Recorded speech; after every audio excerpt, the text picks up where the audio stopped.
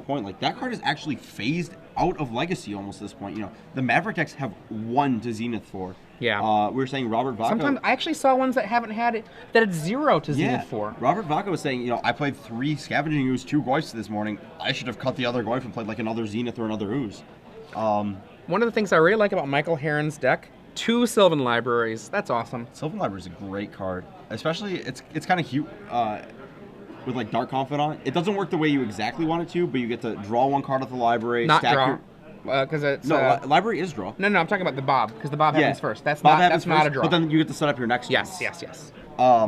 Let's see. Worth noting, Joe Bernal does not have Vindicate. Oh, Doctor, that's rough. And Michael Herrin actually has a Maelstrom Pulse alongside his 3 Vindicates. Wanted to mix it up, maybe make the mana work a little better. I'm going to make a prediction here. I think that Michael Herrin's going to win this game 3.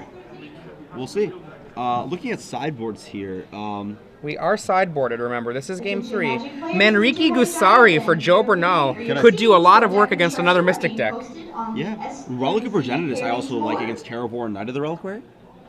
He doesn't have Stoneforge Mystics, but I don't know if Joe knows that. But I know traditionally a lot of these White Weenie style decks board in Relic against the Goyf decks. And we saw that, you know, Tom Ma versus Paul Rietzel on the top 8 of Amsterdam was one of the times that happened.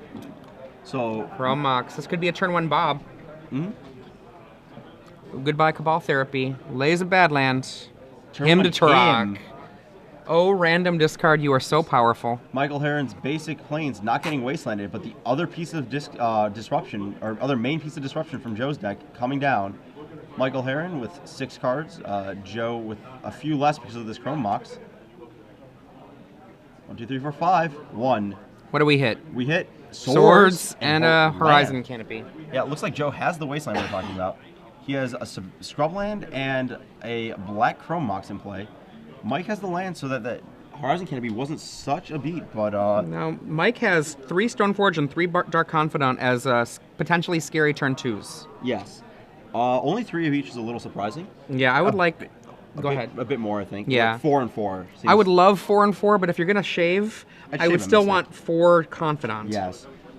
So another basic, really just playing around Wasteland here, which is one of the key things in Legacy. If you don't have to Thoughtseize. What you got left? Thoughtseize reveals Therapy, Batterskull, and 2 lands, one of which, the Wasteland. Yep.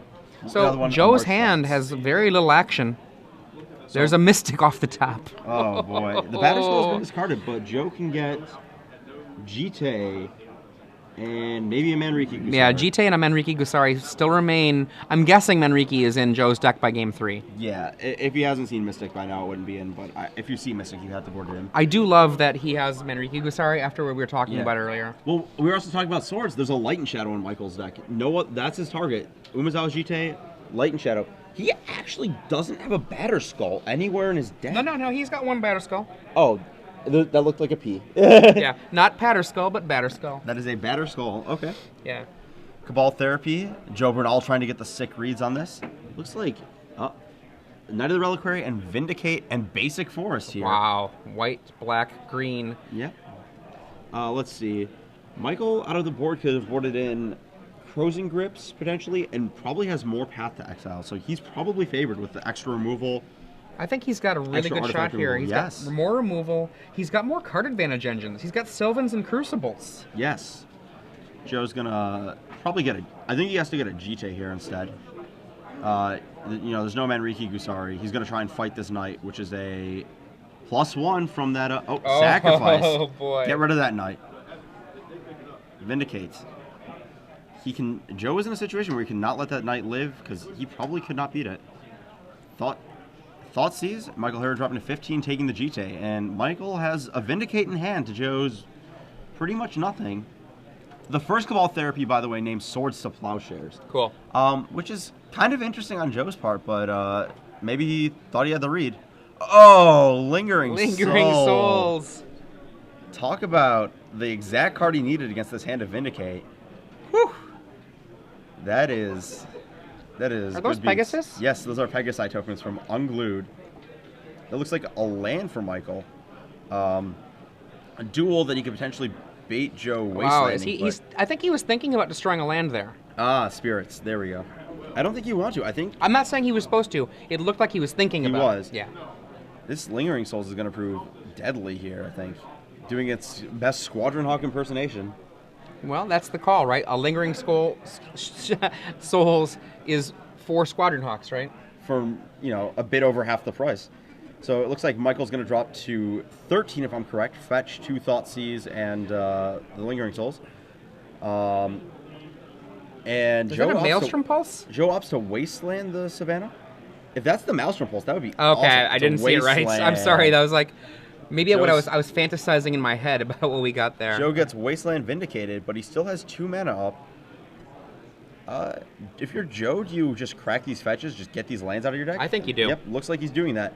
You just get basic plains, basic swamp. The only double black card you have is him. You're not going to him at this point. Yeah, his hand's empty, so who cares about him? Yeah, he has Liliana, but you only have 1 other plains in your deck. You're not going to get punished very hard for. He might crack 1, leave the other in case he draws him and wants to cast it. That's boom. Here they come. 4 damage. Michael should be down to 9, I believe. We have a swing for 2, 2 from a Thoughtseize, 2 from a Thoughtseize, a fetch, and then 4 from this swing. So 3 times 2, 6, 4, 10, and then 1 more. He's taken 11 so far. Go. Joe draws a land. Michael in real trouble here. This Lingering Souls card, taking names in Standard, definitely in Legacy. So shortcutting to get 2 lands at once. Totally reasonable. Yep. Joe Bernal dropping down to leave 17 now.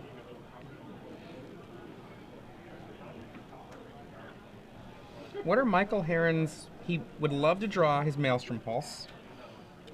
And other than that, I think that's all he has to come back at this point and be safe. He could.